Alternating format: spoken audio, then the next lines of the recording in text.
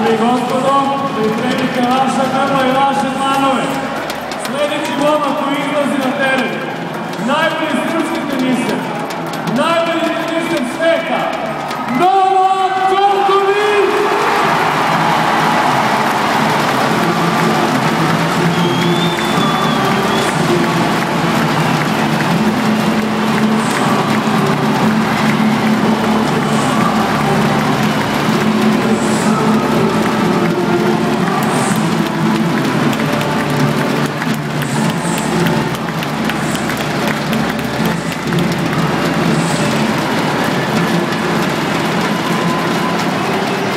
Idemo Srbija.